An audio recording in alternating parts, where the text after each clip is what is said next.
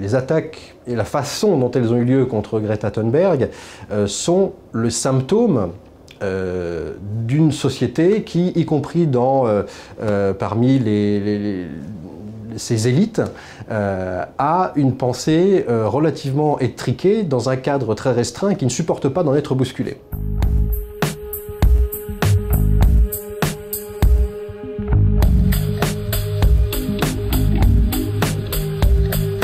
Greta Thunberg a été attaquée sur quoi? Principalement en France. Elle n'a pas été attaquée sur son discours de fond.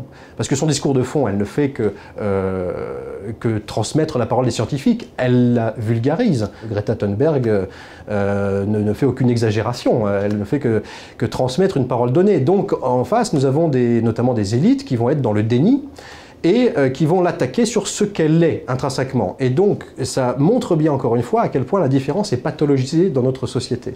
Parce que, sous prétexte qu'elle est dans le spectre de l'autisme, ça voudrait dire qu'elle serait incapable de penser par elle-même, ça voudrait dire qu'elle serait incapable d'émotion, qu'elle serait, qu'ai-je entendu encore, un cyborg, etc., etc. Et donc, on voit bien à quel point elle hystérise toute une classe d'élite qui sont le produit de cette société extrêmement normative, et ça montre bien l'accueil qu'on fait encore à ce qui relève de la différence. Quand on voit la façon dont elle est décrédibilisée par rapport au fait qu'elle est autiste, ça incite très peu les personnes à vouloir se faire identifier, diagnostiquer, etc. Parce qu'une fois que vous êtes identifié dans cette étiquette-là, eh bien en effet, vous allez être considéré comme n'étant pas crédible, comme étant instable, comme étant incapable d'avoir une pensée raisonnée ou raisonnable. Et or, c'est bien ça le problème. Or, je vois que Greta Thunberg, même si elle peut agir avec une certaine passion, mais pourquoi pas, je vois que ceux qui la critiquent, enfin l'hystérie est davantage dans le camp de celles et ceux qui la critiquent.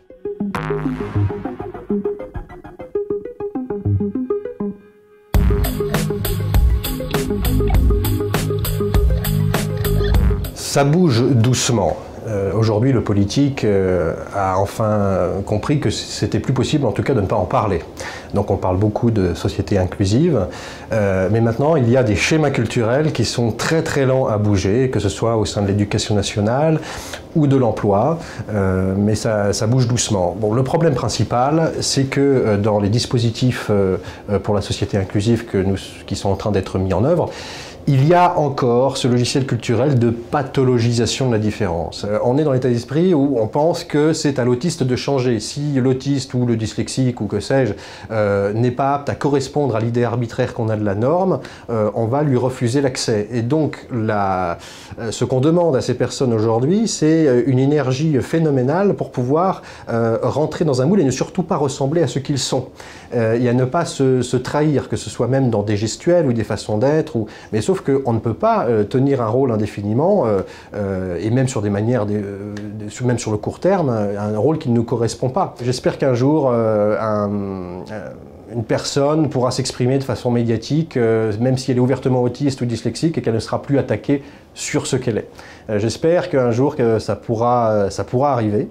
En tout cas, c'est mon souhait, parce que ça permettrait aussi, à mon avis, de libérer beaucoup de paroles et beaucoup d'intelligence dont on a vraiment besoin aujourd'hui.